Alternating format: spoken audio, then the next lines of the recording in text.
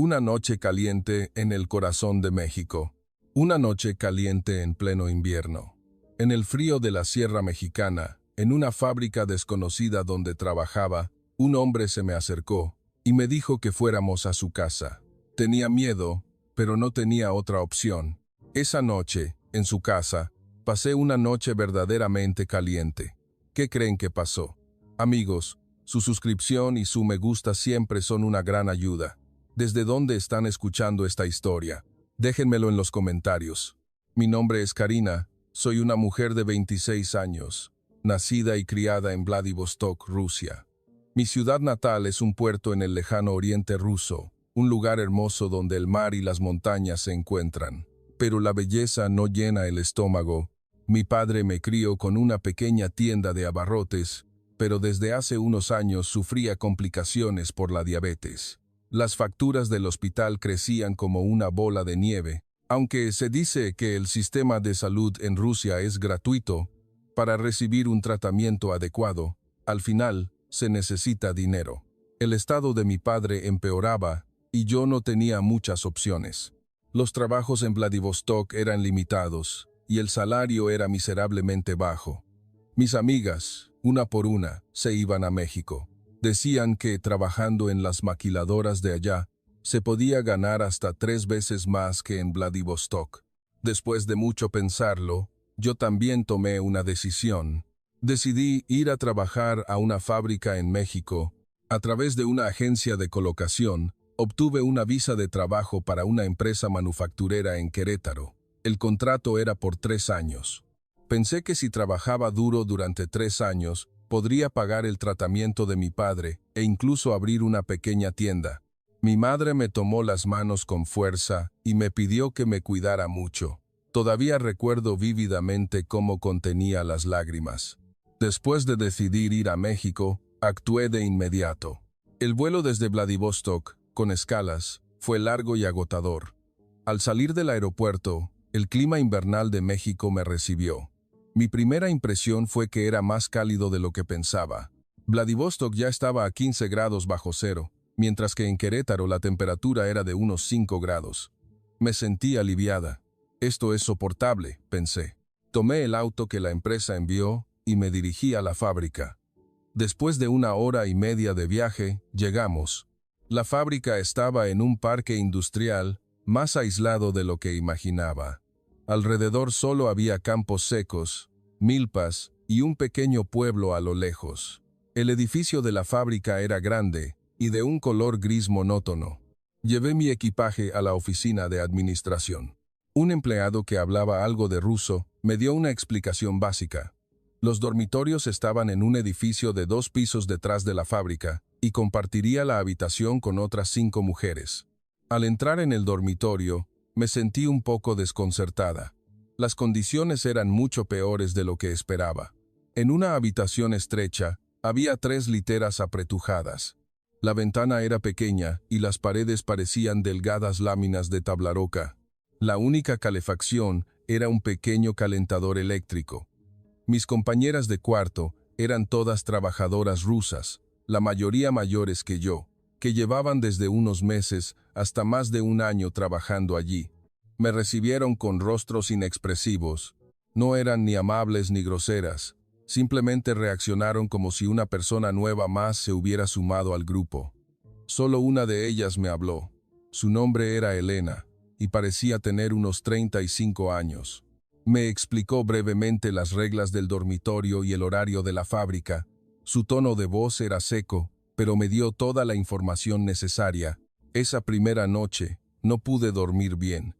Me asignaron la litera de arriba y el techo estaba tan bajo que me sentía sofocada. Pero, sobre todo, hacía frío. El calentador eléctrico estaba en el centro de la habitación y su calor apenas llegaba a mi cama. Aunque me cubrí con la cobija, mi cuerpo no se calentaba. Los apartamentos en Rusia tienen calefacción central, por lo que el interior siempre está tan cálido que es casi agobiante. En Vladivostok, aunque el invierno llega a los 20 grados bajo cero, dentro de casa podíamos andar en manga corta. Pero aquí era diferente. A pesar de estar adentro, podía ver mi aliento convertirse en vaho. Me puse más capas de ropa y me envolví en la cobija. Solo así me sentí un poco mejor. De repente, pensé en mi padre. ¿Se habrá tomado sus medicinas? ¿Estará comiendo bien solo? La preocupación me invadió, pero apreté los dientes. No podía rendirme aquí. Al día siguiente comenzó mi vida en la fábrica.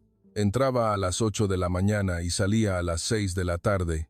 Teníamos 1 hora para comer y 2 descansos de 10 minutos. El trabajo era simple: inspeccionar y empacar piezas de plástico para automóviles que pasaban por una cinta transportadora. Al principio era lenta y me regañaban, pero después de unos días me acostumbré. El problema era el clima. A mediados de diciembre, el frío de la sierra queretana se intensificó. Aunque la temperatura era más alta que en Vladivostok, la sensación térmica era mucho más baja. El viento cortante calaba hasta los huesos. Dentro de la fábrica era soportable, pero el camino de regreso al dormitorio era un infierno. Cada vez que el viento me golpeaba la cara, sentía que me quedaba sin aliento. La calefacción del dormitorio también era un problema. Un solo calentador eléctrico era insuficiente para calentar una habitación para 6 personas. Cuando llegábamos por la noche, la temperatura interior apenas alcanzaba los 10 grados. Todas dormíamos con nuestros abrigos puestos. Teníamos que ducharnos lo más rápido posible. El baño no tenía calefacción, y si me lavaba el cabello, sentía que me resfriaría de inmediato.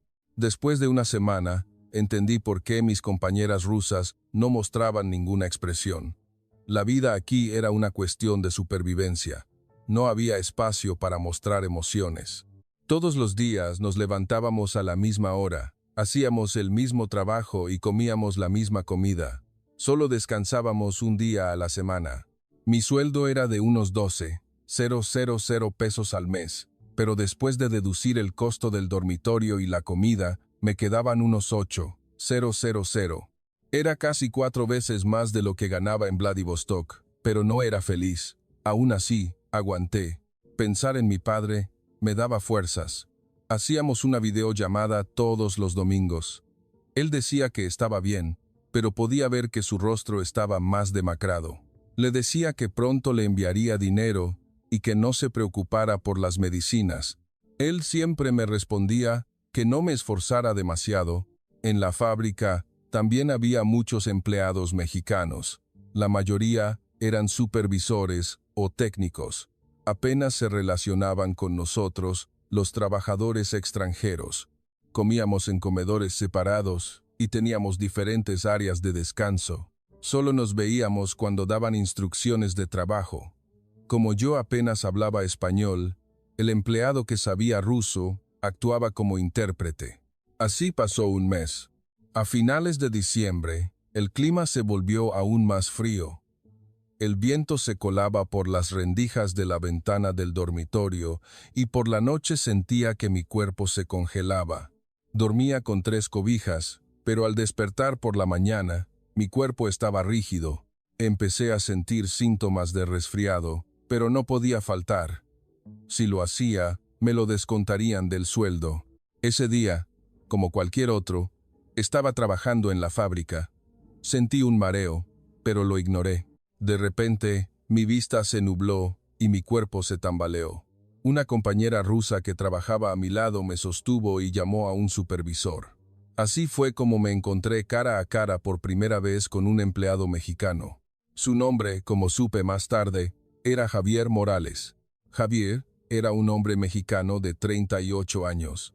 Se encargaba de la gestión de producción en la fábrica. Medía alrededor de 1,75 metros.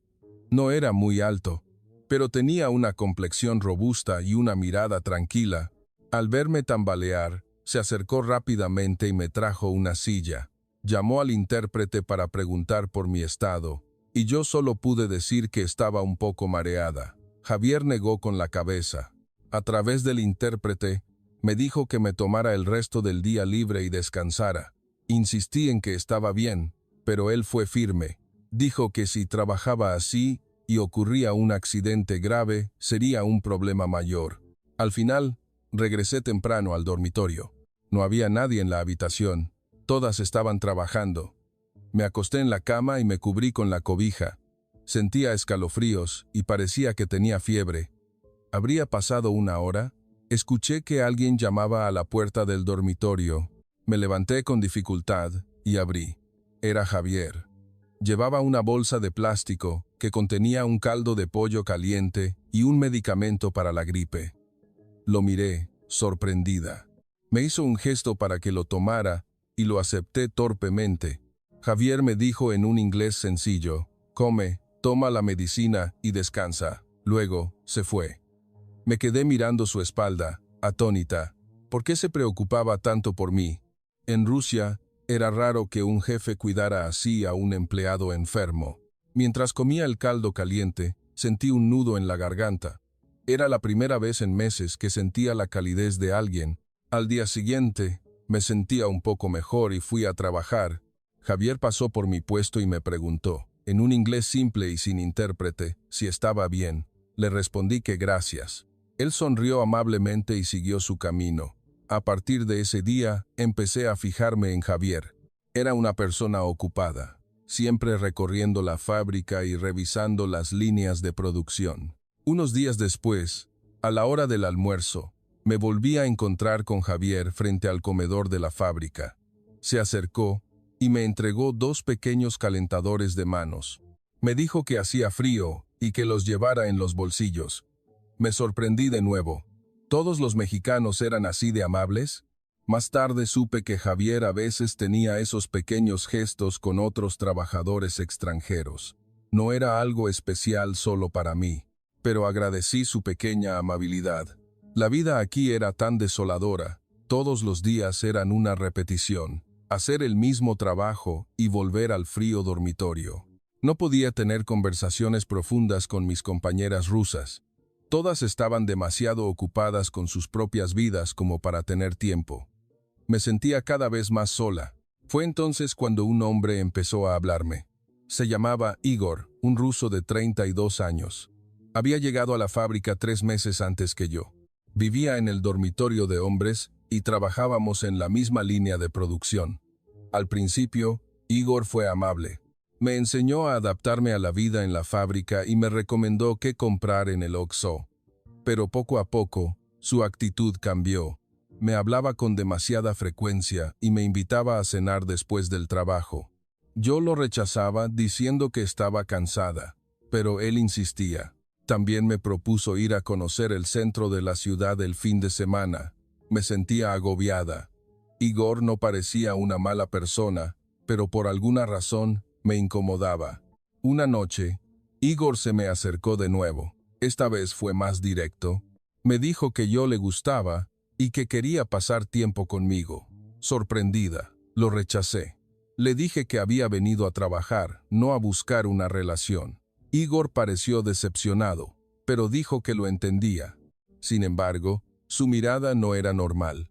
A partir de ese día, Igor se volvió más insistente. Me miraba de reojo durante el trabajo y se acercaba en cada descanso. Intentaba evitarlo, pero era imposible ya que trabajábamos en la misma línea. Las compañeras rusas me miraban con malos ojos. Parecían celosas porque Igor solo me prestaba atención a mí. Un día, Elena me aconsejó: ten cuidado con hombres como Igor. Muchos de los que vienen aquí tienen problemas en su país. Los que se obsesionan con las mujeres son peligrosos. Es mejor que le pongas un alto. Sus palabras me inquietaron. A finales de diciembre, el clima se volvió aún más severo. El calentador eléctrico del dormitorio se descompuso y la reparación tardaba. Tuvimos que pasar varios días sin calefacción. La temperatura dentro de la habitación bajó a bajo cero. Me puse varias capas de ropa y 3 cobijas, pero no podía combatir el frío. Me despertaba en mitad de la noche por el frío. Los síntomas del resfriado volvieron, esta vez peores. Tenía tos y fiebre alta, pero tenía que seguir trabajando. Aguanté a base de medicamentos. Javier notó mi estado y me miró con preocupación. ¿Por qué no vas al médico? Le dije que estaba bien, pero la verdad es que no lo estaba. Una tarde, mientras volvía al dormitorio después del trabajo, Sentí un mareo repentino y me desplomé en el suelo. Todo daba vueltas. Escuché a alguien llamarme, pero no podía oír con claridad. Mi conciencia iba y venía. Cuando recuperé el sentido, Javier estaba a mi lado. Me tocó la frente y su expresión fue de sorpresa. Dijo que tenía la fiebre muy alta. Llamó rápidamente al intérprete y me subió a su coche. Dijo que teníamos que ir a una clínica. Le dije que no tenía dinero, pero Javier me dijo que no me preocupara por eso. En el coche me sentía aturdida. Veía el rostro de Javier borroso. Él no dejaba de decir: «Tranquila, ya casi llegamos a la clínica». Su voz me pareció cálida. Cerré los ojos. La cara de mi padre apareció en mi mente. Él está enfermo. No puedo enfermarme yo también. Pensando en eso, perdí el conocimiento. Cuando abrí los ojos, estaba en una clínica. Veía un techo blanco y olía a desinfectante. Una enfermera me estaba poniendo un suero. Javier estaba a un lado, hablando con un médico a través del intérprete. El médico dijo que era una gripe fuerte con deshidratación. Dijo que, con unos días de descanso, mejoraría. Después de terminar el suero, me sentí mucho más ligera. Javier me preguntó: «¿Ya arreglaron la calefacción en el dormitorio?». Le respondí que todavía no. Puso una cara de preocupación. Dijo que si volvía en ese estado, mi enfermedad empeoraría. Dijo que necesitaba descansar en un lugar cálido, aunque fuera por unos días. Entonces, Javier me hizo una propuesta con cautela. «¿Qué tal si descansas unos días en mi casa?». Me quedé helada. Era algo totalmente inesperado. Javier se apresuró a explicar: «Últimamente casi no estoy en casa por cuidar a mi padre en el hospital, así que está prácticamente vacía. Solo descansa unos días, y cuando te sientas mejor, te vas». Dudé. Ir a la casa de un hombre desconocido no era una decisión fácil, pero no tenía otra opción. Si volvía al dormitorio, era seguro que empeoraría. Finalmente, acepté y le di las gracias. Javier pareció aliviado y me llevó en su coche. Así fue como, por primera vez, entré en la casa de un mexicano. La casa de Javier estaba a unos 10 minutos de la fábrica. Era una pequeña casa de un solo piso. Era de noche y todo estaba oscuro, pero un farol frente a la casa iluminaba la entrada. Javier bajó del coche, abrió la puerta y me invitó a pasar. Al entrar en el vestíbulo, me indicó que debía quitarme los zapatos. Como en Rusia también nos quitamos los zapatos dentro de casa, lo hice de forma natural. Al pasar al salón, me sorprendí un poco. Era más ordenado y acogedor de lo que esperaba. No era muy grande, pero tenía un pequeño sofá, una televisión y un comedor. En la pared colgaban algunas fotos familiares y en una esquina había una estantería. Pero lo que más me sorprendió fue el calor. Afuera hacía un frío glacial, pero dentro de la casa se sentía como en primavera. Javier me guió a una pequeña habitación. Dijo que era el cuarto de invitados. Dentro había una cama, un pequeño armario y un escritorio. La luz de la luna entraba ligeramente por la ventana. Javier sacó una cobija y una almohada y me dijo que descansara. Me indicó que el baño estaba al final del pasillo y que si tenía hambre, podía tomar lo que quisiera de la cocina. Yo solo podía decir gracias. Después de que Javier se fue, observé la habitación. Era muy diferente a las casas rusas. Sin embargo, lo más extraño fue algo que vi en el patio trasero. Desde la ventana, distinguí una pequeña estructura en forma de cúpula hecha de adobe. Parecía una especie de horno antiguo. No sabía qué era. Más tarde, Javier volvió a mi habitación. Traía consigo unas hierbas aromáticas y un balde con piedras calientes. Me dijo: «Para sacar ese frío del cuerpo, necesitas una verdadera noche caliente. Vamos a hacer un temazcal». Me quedé paralizada. ¿Una noche caliente? La frase sonó increíblemente sugerente. Mi corazón se aceleró por el miedo. ¿A esto se refería con llevarme a su casa? Pensé lo peor, pero me sentía atrapada, sin poder negarme. Al ver mi cara de pánico, Javier se rió suavemente. No es lo que piensas», dijo rápidamente. «Un temazcal es un baño de vapor tradicional, como una sauna rusa, pero para sanar. Mi abuela siempre decía que no hay gripe que aguante un buen temazcal. Me explicó que vertería agua sobre las piedras calientes para crear vapor, y que las hierbas eucalipto y romero ayudarían a despejar mis pulmones. Me sentí increíblemente aliviada y un poco tonta. Entré en la pequeña cúpula. Por dentro era oscuro y pequeño. Javier echó agua sobre las piedras, y un vapor denso y fragante llenó el espacio. El calor era intenso, casi sofocante al principio, pero poco a poco sentí cómo penetraba en mis huesos, expulsando el frío que se había aferrado a mí durante semanas. Era un calor profundo, sanador. Salí de allí sudando, pero sintiéndome renovada, ligera. Esa era la noche caliente que me había imaginado con tanto temor. Pero no era la que mi mente había creado. Era el calor de una antigua tradición mexicana. Sin darme cuenta, una carcajada escapó de mis labios. Creo que fue la primera vez que reí desde que llegué a México. Esa noche dormí profundamente, sin sueños, envuelta en una oscuridad cálida y reconfortante. A la mañana siguiente, cuando desperté, mi cuerpo se sentía ligero y despejado. La fiebre había bajado y la tos había disminuido. Me levanté y abrí la ventana. Afuera seguía haciendo frío, pero la habitación estaba cálida. Fui a la cocina y Javier estaba preparando el desayuno. Me había hecho un atole caliente y unos huevos. Me senté a la mesa a comer. El calor del atole reconfortó mi estómago. Javier me dijo que descansara bien ese día. Él tenía que ir al hospital y no volvería hasta la noche. Le pregunté si su padre estaba muy enfermo. Javier guardó silencio por un momento y luego respondió en voz baja. Dijo que su padre había sufrido una embolia y que ahora estaba en rehabilitación. Su madre había fallecido hacía unos años y su hermano menor estaba casado y vivía en la Ciudad de México. Así que él se encargaba solo de su padre. Pude entender la situación de Javier. Yo también había cuidado sola de mi padre enfermo. Me contó que trabajaba en la fábrica, luego iba al hospital y los fines de semana se ocupaba de la casa. Por eso casi nunca estaba allí. Entendí por qué me había llevado a su casa. Quizás, al igual que su padre, no podía simplemente ignorar a alguien que estaba enfermo.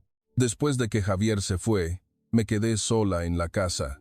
Al principio no sabía qué hacer y me quedé en la habitación, pero a medida que me sentía mejor empecé a aburrirme. Recorrí la casa con cuidado. En la estantería del salón había libros técnicos y algunas novelas. Las fotos en la pared mostraban a un Javier más joven con sus padres y su hermano. Todos sonreían alegremente. La cocina estaba impecable. Los platos estaban lavados y todo estaba en orden. Abrí el refrigerador y encontré chiles en vinagre, algunos guisados, leche y huevos. Tenía hambre, así que decidí cocinar. Como en Rusia solía cocinar, no fue difícil. Hice un poco de arroz y una sopa de lentejas con los ingredientes que encontré. Era la primera vez que cocinaba comida casera mexicana, pero busqué la receta en internet. Al probarla, me sorprendió lo deliciosa que estaba. El sabor cálido y reconfortante de las lentejas era perfecto para mi cuerpo convaleciente. Cuando Javier regresó por la noche, se sorprendió al oler la comida en la casa. Cuando le dije que había cocinado, se disculpó. Dijo que no pretendía que una invitada cocinara. Le dije que estaba bien, que ya que él me estaba ayudando, esto era lo mínimo que podía hacer. Cenamos juntos. A Javier le encantó mi sopa de lentejas. Me felicitó por mi buena sazón. Me sentí un poco tímida pero feliz. Mientras comíamos, hablamos un poco. Le conté sobre Vladivostok y él me preguntó sobre mi vida en México. Cuando volví a mi habitación por la noche, me sentí en paz. Hacía solo unos días estaba temblando en un dormitorio helado y ahora estaba descansando en una habitación cálida. Agradecí la amabilidad de Javier. Pensé que tal vez mi vida en México podría empezar a mejorar. Esa noche, de nuevo, dormí profundamente. El calor de la casa me abrazaba. Fue una noche pacífica, después de mucho tiempo. Al cuarto día en casa de Javier, estaba casi completamente recuperada. La tos se había ido y la fiebre había desaparecido por completo. Me di cuenta del increíble poder del temazcal. En Rusia, un resfriado me duraba al menos una semana. Pero aquí, durmiendo en un lugar cálido y comiendo comida caliente, me recuperé rápidamente. Cada mañana Javier preparaba un desayuno sencillo antes de irse a trabajar. Pan tostado, leche, huevos cocidos. Desayunábamos juntos en la mesa. Al principio era incómodo, pero después de unos días, se volvió natural. Javier no era un hombre de muchas palabras. Comíamos en silencio, nos despedíamos con un simple saludo y él se iba a trabajar. Yo me quedaba sola en casa. Cuando me aburría, veía la televisión. Estaban pasando una telenovela mexicana. No entendía mucho, pero podía seguir la trama. Aunque no podía leer los subtítulos en español, las expresiones y acciones de los actores eran entretenidas. Ya había visto algunas telenovelas mexicanas en Rusia. Para el almuerzo, cocinaba para mí. Usaba los ingredientes del refrigerador para preparar algo sencillo, como arroz frito o una sopa instantánea. La comida mexicana me estaba gustando más de lo que esperaba. El sabor del chile y el cilantro era único, pero cuanto más lo probaba, más adictivo se volvía. Los chiles en vinagre eran fascinantes, parecidos a los pepinillos rusos, pero diferentes. Por las tardes, solía limpiar. Como Javier estaba muy ocupado, había polvo acumulado en algunos rincones. Pasaba la aspiradora y trapeaba. Limpiaba el baño y ordenaba la cocina. Sentía que, ya que me estaba quedando en su casa, era lo mínimo que podía hacer. Cuando Javier volvía por la noche y veía la casa limpia, se sorprendía. Me decía que no tenía que hacer todo eso. Pero yo le respondía que estaba bien, que si no hacía algo así, el tiempo no pasaba. Javier me daba las gracias. Y con cautela, me preguntó, ¿y el dormitorio? ¿Has preguntado si ya arreglaron la calefacción? La verdad es que no lo había hecho. No quería volver. Este lugar era demasiado cómodo. El calor, la habitación limpia, la comida deliciosa y, sobre todo, la presencia de Javier. Era un hombre tranquilo pero considerado. Siempre tenía cuidado de no hacerme sentir incómoda. Al día siguiente por la noche, Javier me hizo una propuesta. Mañana voy a ver a mi padre al hospital. ¿Quieres venir? Dijo que no sería por mucho tiempo, solo una visita rápida. Acepté. Me preocupaba que Javier llevara toda la carga solo. Al día siguiente, fuimos juntos al hospital. El trayecto en coche duró unos 30 minutos. Era un gran hospital general. Javier se movía con familiaridad por los pasillos y yo lo seguía. El ala de rehabilitación estaba en el 5º piso. En el pasillo, los pacientes practicaban caminar. El padre de Javier parecía tener cerca de 70 años. Estaba acostado en la cama y no podía mover bien un brazo y una pierna, pero su mente estaba clara. Cuando Javier me presentó, su padre me saludó amablemente. Se sorprendió al saber que era de Rusia. El padre de Javier había trabajado en una empresa en su juventud. Se había jubilado unos años antes y de repente sufrió la embolia. Javier le peló fruta a su padre, le llevó agua y lo cuidó con esmero. La mirada del padre hacia su hijo era cálida, pero al mismo tiempo parecía sentirse culpable. Seguramente le dolía ser una carga para su hijo. Al salir de la habitación, le pregunté a Javier por el estado de su padre. Dijo que estaba mejorando lentamente. Al principio no podía hablar, pero ahora podía mantener conversaciones cortas. El médico le había dicho que con rehabilitación constante podría volver a caminar, pero el problema era el costo. La rehabilitación era larga y cara. Javier pagaba las facturas del hospital con su sueldo y sus ahorros. Su hermano ayudaba, pero también tenía su propia familia, así que había un límite. Comprendí que la situación de Javier no era fácil. Esa noche, de vuelta en casa, le pregunté a Javier por qué vivía solo, si no estaba casado. Javier dudó un poco antes de responder. Dijo que había tenido una novia hacía unos años, pero rompieron después de que su padre enfermó. Pensó que ella lo entendería, pero al final no pudo soportarlo. Javier lo dijo con calma. Yo también la entiendo. Una mujer joven no querría casarse con un hombre que tiene que cuidar a un anciano enfermo. Desde entonces, no había pensado en tener una relación. Cuidar a su padre ya era suficiente. Sentí una punzada en el corazón. Él había renunciado a su propia vida para cuidar a su padre. Yo también le conté mi historia. La enfermedad de mi padre, mi vida en Vladivostok, la razón por la que vine a México. Javier me escuchó en silencio.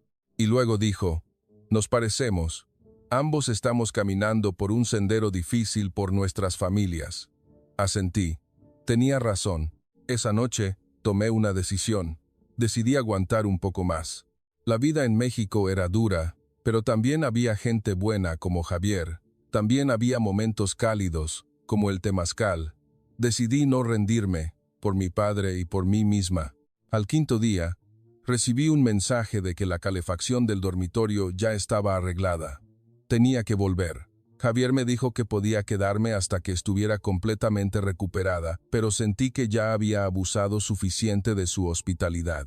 No quería causarle más molestias. Mientras empacaba mis cosas, tuve una sensación extraña. A pesar de haber estado solo unos días, me daba pena irme. Echaría de menos el calor de la casa. Y sobre todo, echaría de menos los momentos tranquilos con Javier. No hablábamos mucho, pero sentía que nos entendíamos. Javier me llevó en coche hasta el dormitorio. Antes de bajar le di las gracias. No solo por prestarme su casa, sino por toda su amabilidad. Javier sonrió tímidamente y dijo: yo también sentí la casa cálida después de mucho tiempo. Estar solo es solitario, pero fue agradable tener a alguien allí. Entré en el dormitorio. Mis compañeras de cuarto me preguntaron dónde había estado. Les di una respuesta vaga, que estuve enferma y descansé en otro lugar. No preguntaron más. Cuando me acosté en mi cama, el suelo estaba frío. Aunque la calefacción estaba arreglada, no era tan cálida como la casa de Javier. Extrañaba la casa de Javier, pero no podía volver. Al día siguiente, la vida en la fábrica comenzó de nuevo. Pero algo había cambiado. Ya no me sentía tan sola, porque estaba Javier. A veces nos cruzábamos en la fábrica y nos saludábamos con la mirada. Solo eso me daba fuerzas. Esa primera noche de regreso en el dormitorio, el ambiente era extraño. La forma en que mis compañeras de cuarto me miraban era diferente. Era una mirada fría y afilada. No entendía qué pasaba. Elena fue la primera en hablar. ¿Dónde estabas? En casa de un mexicano, ¿verdad? Me quedé helada. Le pregunté cómo lo sabía. Ella sonrió con desdén. La fábrica es pequeña, los rumores corren rápido. Alguien te vio. Alguien me vio subir al coche de Javier, y notaron que no volví en varios días. Intenté explicarme, pero ella levantó la mano y dijo: no pongas excusas. Sabemos perfectamente lo que hiciste. Pero era un malentendido. Realmente estaba enferma, y solo me quedé en casa de Javier para recuperarme. No pasó nada más, pero mis compañeras de cuarto no me creyeron. Una de ellas dijo con sarcasmo: se nota que estás tratando de quedar bien con el jefe mexicano. ¿Crees que te va a funcionar? Me sentí humillada, pero no pude decir nada. Desde esa noche, la vida en el dormitorio se convirtió en un infierno. Mis compañeras de cuarto me trataban como si fuera invisible. No respondían si les hablaba y tocaban mis cosas sin permiso. Si iba al baño, entraban a propósito antes que yo, y se quedaban mucho tiempo. No me quedaba más que aguantar. Era yo sola contra 5. El ambiente en la fábrica también cambió. Los trabajadores rusos me miraban de reojo. Si intentaba sentarme en la misma mesa a la hora del almuerzo, se levantaban. Tenía que comer sola en un rincón. La soledad me abrumaba. Llevaba 2 meses aquí, y no tenía ni un solo amigo. Igor empeoró. Un día, durante un descanso, se me acercó y se burló. Parece que te gusta el mexicano. ¿Qué esperas conseguir? Me enojé, pero me contuve. Igor continuó: los rusos deberíamos ayudarnos entre nosotros, no andar adulando a los mexicanos. Le respondí: no he hecho nada malo. Solo estaba enferma y recibí ayuda. Igor resopló: no te hagas la inocente. Todas las que vienen aquí son iguales. ¿Acaso quieres casarte con un mexicano? No quise discutir más con él. No tenía sentido. Pero Igor no se detuvo. Se volvió cada vez más insistente. Incluso durante el trabajo, se acercaba y me susurraba. ¿Qué hiciste con Javier? De verdad no pasó nada. Lo ignoraba, pero él me seguía. Después del trabajo, me esperaba frente al dormitorio para hablarme. Una noche, Igor me agarró del brazo. Me asusté y me solté. Él, con una expresión de enojo, dijo, «No me ignores. Yo puedo tratarte tan bien como ese mexicano». Tenía miedo. La mirada de Igor no era normal. Era una mezcla de obsesión y rabia. Después de eso, traté de evitar a Igor por todos los medios, pero como trabajábamos en la misma línea, era imposible no encontrárnoslo. Igor, sabiendo que lo evitaba, seguía acercándose. Un día, dejó una nota en mi puesto de trabajo. Estaba escrita en ruso, y el contenido era amenazante. «No confíes en el mexicano. Al final te abandonará». Rompí la nota, pero mi corazón estaba inquieto. No sabía de qué era capaz Igor. Recordé la advertencia de Elena. Un hombre obsesivo es peligroso. Pensé en pedir ayuda, pero no sabía a quién. Quería decírselo a Javier, pero no quería causarle más problemas. Ya le debía mucho, no podía cargarle también con mis problemas. Intenté resolverlo sola, evitaba a Igor tanto como podía, y me concentraba en mi trabajo. Un día, a la hora del almuerzo, me encontré con Javier en el pasillo. Me miró la cara con preocupación. «¿No te ves bien? ¿Pasa algo?» Le respondí que estaba bien, pero su expresión me dijo que no me creía. Esa noche, Javier me envió un mensaje. «Si tienes algún problema, llámame cuando sea». Sentí que las lágrimas iban a brotar. Hacía mucho tiempo que nadie me decía palabras tan cálidas. Pero no respondí. Pensé que no debía depender de Javier. Él ya tenía suficiente con cuidar a su padre, pero la situación no mejoró, sino que empeoró. Una noche, de camino al dormitorio, apareció Igor. Parecía borracho. Se tambaleaba hacia mí. Instintivamente, retrocedí. Igor sonrió y dijo, «No huyas. Hablemos un momento». Negué con la cabeza. Le dije que no teníamos nada de qué hablar y que se fuera. Igor se enfureció. Gritó por qué lo ignoraba, si el mexicano era bueno y él no. La gente alrededor nos miraba. Me sentía avergonzada y asustada. Por suerte, apareció un guardia de seguridad mexicano. Le dijo a Igor que se calmara. Igor miró al guardia con desprecio, soltó una maldición y se fue. Mi corazón latía con fuerza.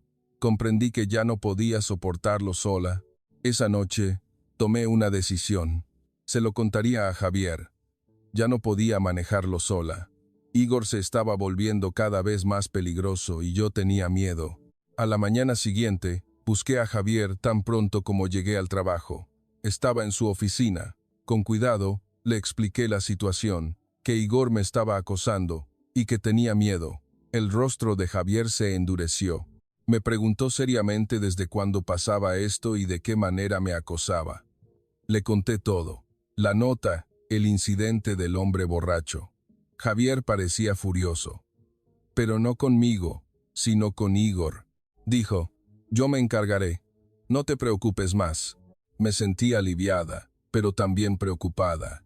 ¿Y si Javier se metía en problemas por mi culpa? Pero Javier fue firme. Dijo que no era un problema personal, sino acoso laboral, y que lo trataría oficialmente. Asentí. Ya no estaba sola. Javier estaba de mi lado. Solo eso me dio una fuerza inmensa. Una semana después, una noticia impactante recorrió la fábrica. La empresa iba a hacer un recorte de personal. La economía estaba mal y tenían que reducir la plantilla. Se dijo que reducirían especialmente la proporción de trabajadores extranjeros. La mayoría de los empleados mexicanos se quedarían, pero corría el rumor de que rescindirían los contratos de muchos trabajadores extranjeros. La fábrica entera estaba en vilo. Los trabajadores rusos temblaban de ansiedad. Nadie sabía quién sería despedido. Pensé que, como solo llevaba 2 meses, sería la primera en irme. Normalmente, Los nuevos son los primeros en salir.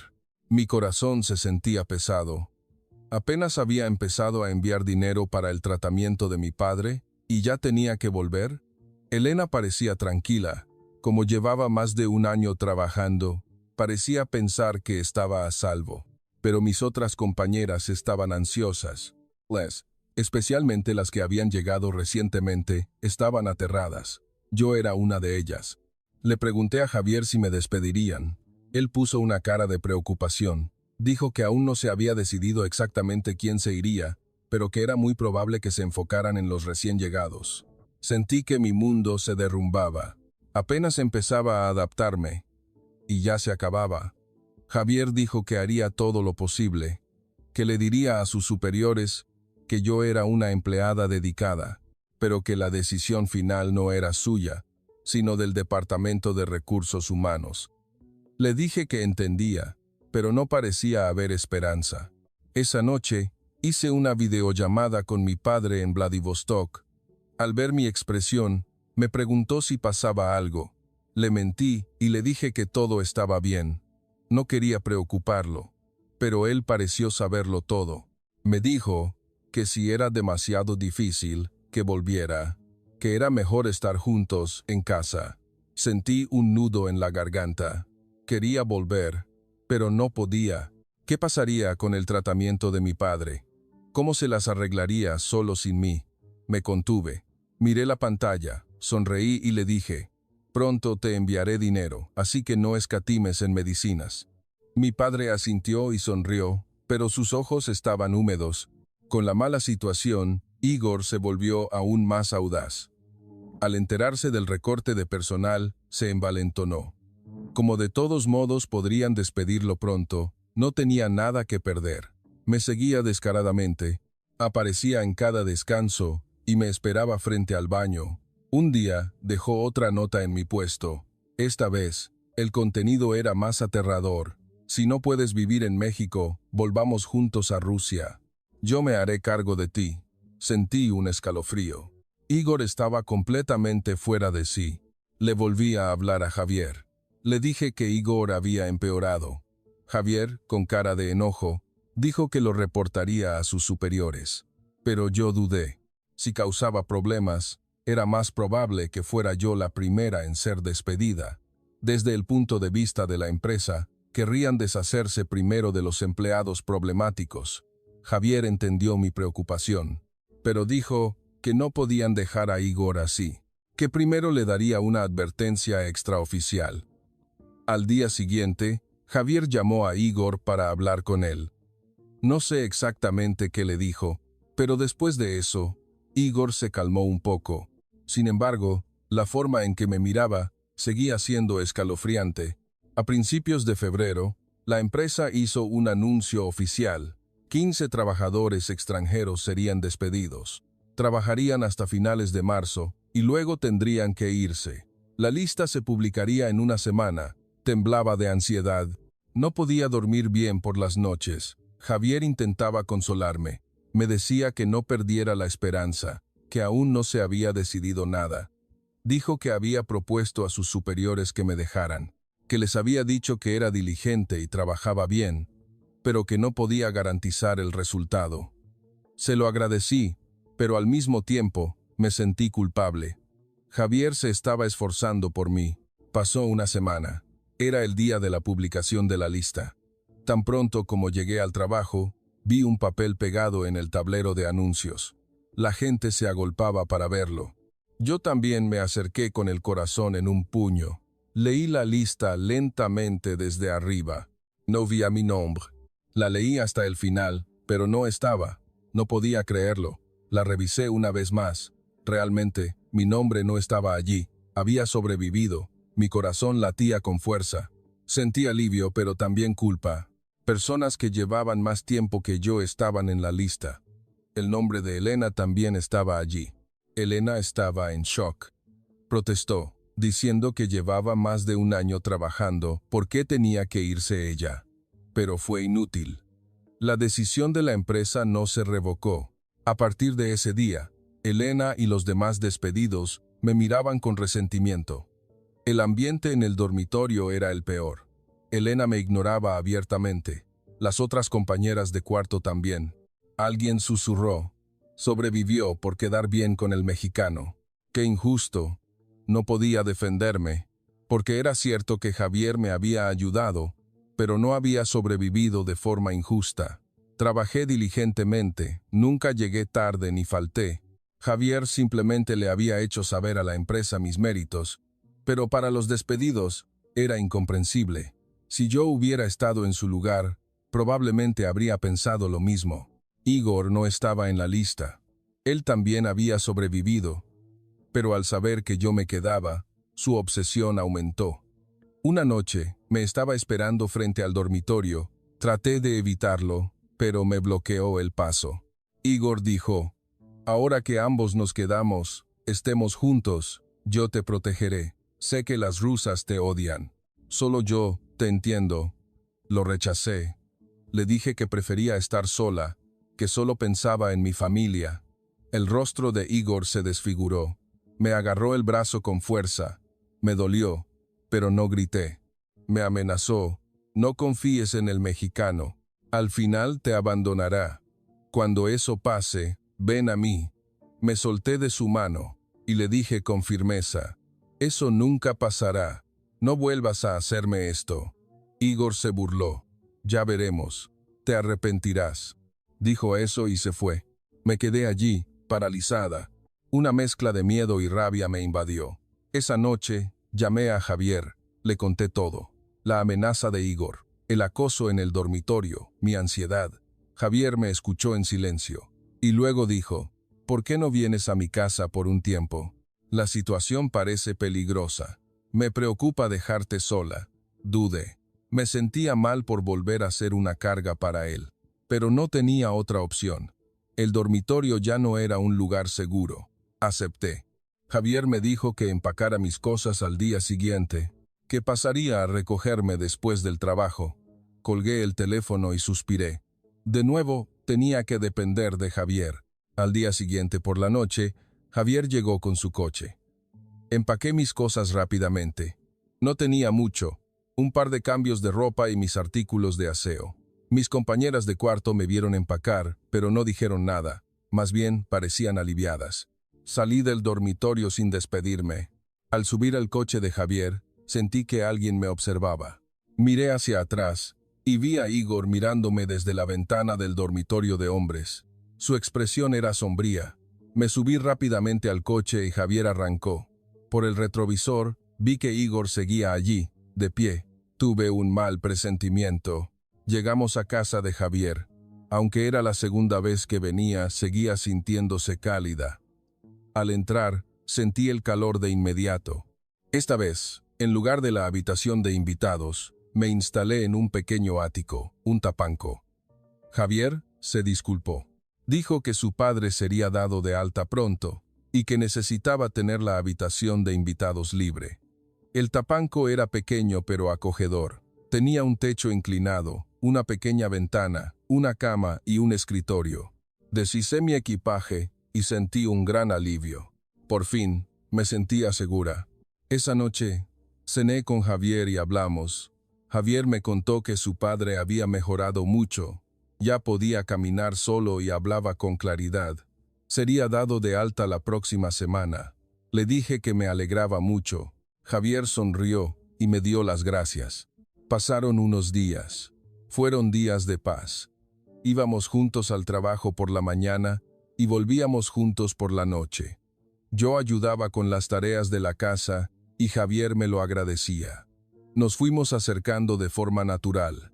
Ya no había la incomodidad de antes. Nos sentíamos cómodos como viejos amigos. Pero la paz no duró mucho. A mediados de febrero, hubo un problema en la fábrica. Igor cometió un error durante su turno y una máquina se detuvo. No fue un accidente grave, pero la línea de producción se paró durante más de una hora. Los gerentes investigaron y se determinó que fue culpa de Igor. Recibió una advertencia.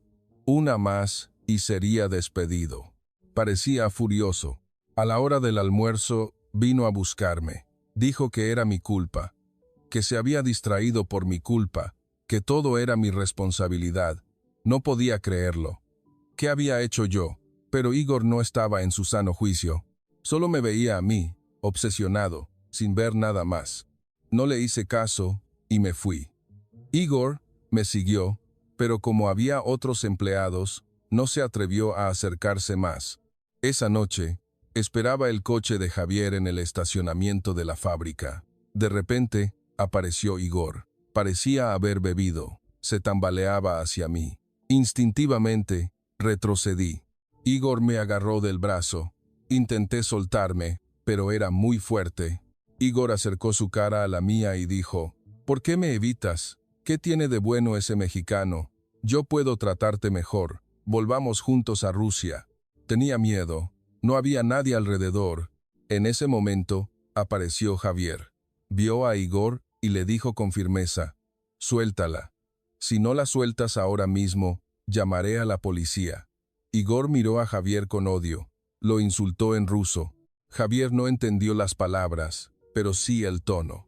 Se acercó y me puso detrás de él, y le advirtió a Igor, «No vuelvas a molestar a Karina.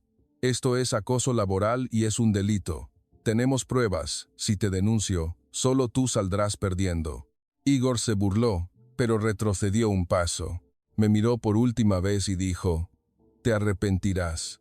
Ese mexicano te abandonará al final». Y se fue, tambaleándose. Mis piernas temblaban.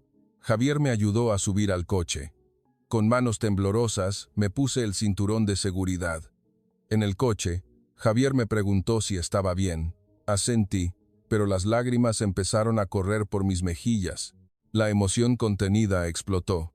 Me sentía asustada, cansada y sola. Javier, en silencio, me tomó la mano. Su mano era cálida.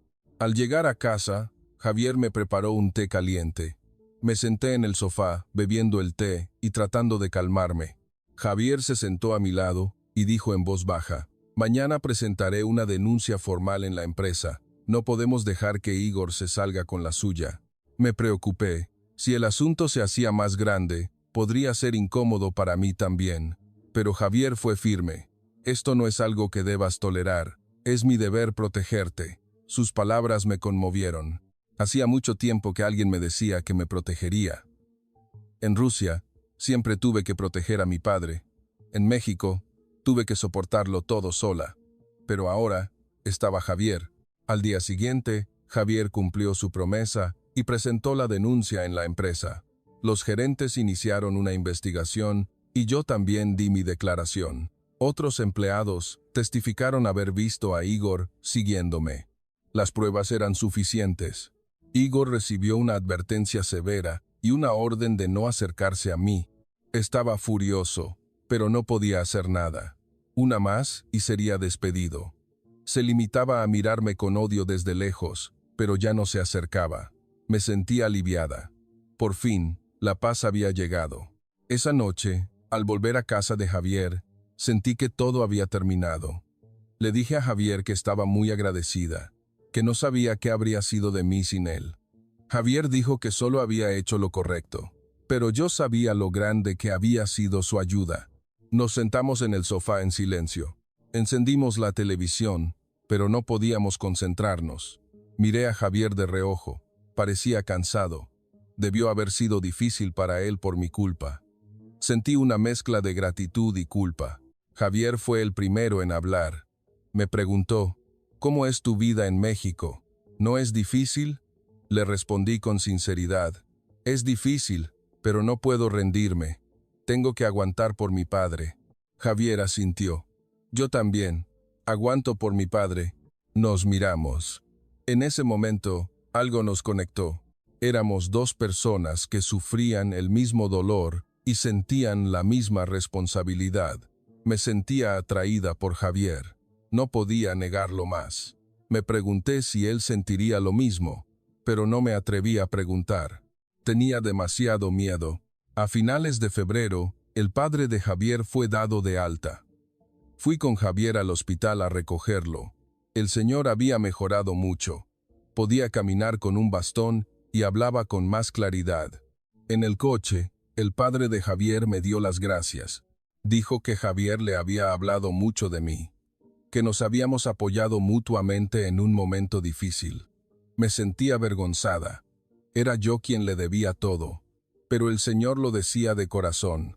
Javier, está más alegre últimamente, dijo, y todo es gracias a ti. Miré a Javier. Él mantenía la vista en el camino, pero vi que sus orejas se habían puesto rojas. Al llegar a casa, llevamos al Señor a la habitación de invitados. Yo subí al tapanco. Me pregunté si ahora tendría que andar con más cuidado con el Señor en casa, pero él me dijo que me sintiera cómoda, que me considerara de la familia.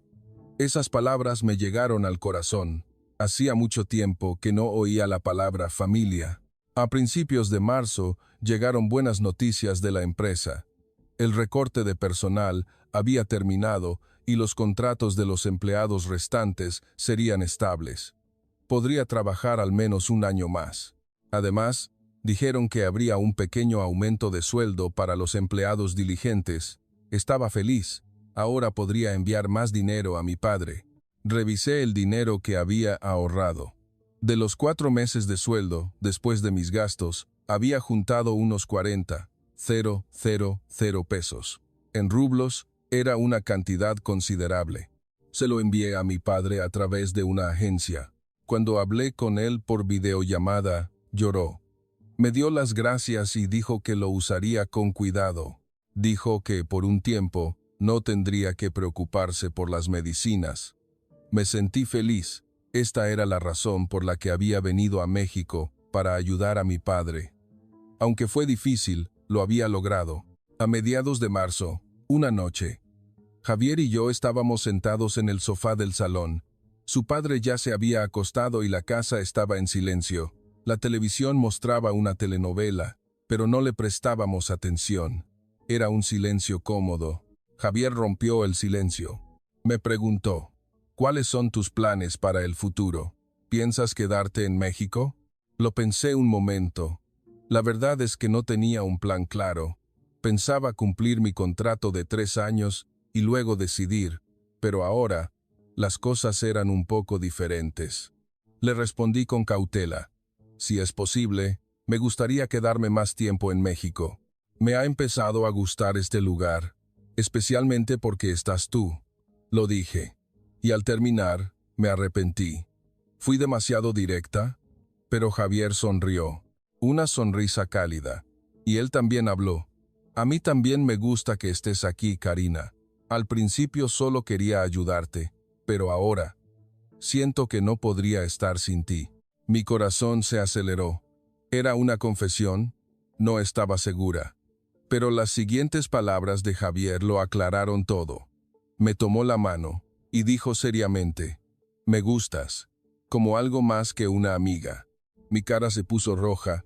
Estaba nerviosa, pero no podía mentir. Asentí. «Sí, tú también me gustas. Creo que desde que salí del dormitorio, empecé a sentir algo por ti». Javier también se confesó.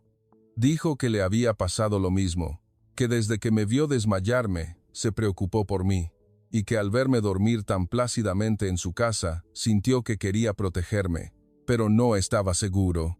No sabía si yo solo sentía gratitud o si realmente tenía sentimientos por él. Sonreí. A mí me pasaba lo mismo, le dije. Me preguntaba si yo te gustaba, nos miramos y sonreímos. Y de forma natural, nos abrazamos. El abrazo de Javier era cálido, tan cálido como el temazcal. En ese momento, lo supe. Esto era amor de verdad. Al día siguiente, Javier le contó a su padre lo nuestro. El señor no se sorprendió. Al contrario, sonrió y dijo que ya se lo imaginaba. Nos felicitó y dijo que Karina sería una buena nuera. La palabra nuera me hizo sonrojar, pero me sentí feliz. Ser aceptada era un sentimiento muy cálido. Desde entonces fuimos una pareja oficial. El rumor se extendió por la fábrica. Las trabajadoras rusas todavía me miraban con malos ojos, pero no me importaba. Tenía a Javier a mi lado. Igor ya ni siquiera me miraba. Parecía haberse rendido. Llegó el verano. El verano en México era mucho más caluroso que en Vladivostok, Pero la casa de Javier tenía aire acondicionado y, lo más importante, estábamos juntos. Los fines de semana pasábamos tiempo juntos. A veces íbamos a algún balneario cercano o a pasear por el mercado. En otoño, empecé a estudiar español en serio. Javier me enseñaba. Estudiábamos 1 hora cada noche. Era difícil, pero divertido. Si podía hablar español, podría tener conversaciones más profundas con Javier. El invierno volvió. Hace 1 año, por estas fechas, temblaba en un dormitorio helado. Me sentía sola y desgraciada, pero ahora era diferente. Estaba en una casa cálida, con Javier. Su padre se había recuperado, y yo podía enviar dinero a mi padre cada mes. Todo había mejorado. Al febrero siguiente, Javier me propuso matrimonio. No fue en un lugar especial, fue en el salón de nuestra casa. Pero fue perfecto. Sin anillo, solo tomó mi mano y me preguntó, ¿quieres casarte conmigo? Llorando, le dije que sí. Decidimos tener una pequeña boda en mayo. Invitamos a mi padre a venir a México. Compramos el boleto de avión y tramitamos su visa. Mi padre estaba emocionado y nervioso por su primer viaje a México.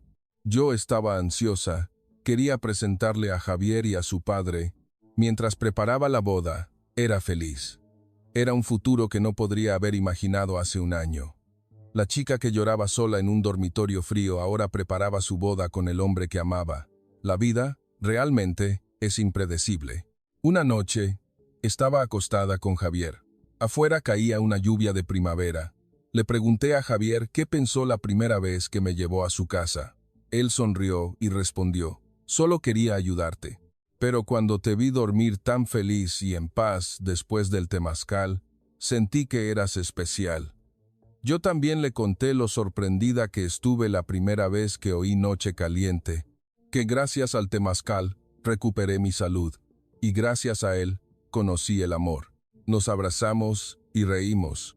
Llegó mayo, el día de la boda. Celebramos en un pequeño salón con las personas más cercanas. Mi padre vino, y también el hermano de Javier y su familia.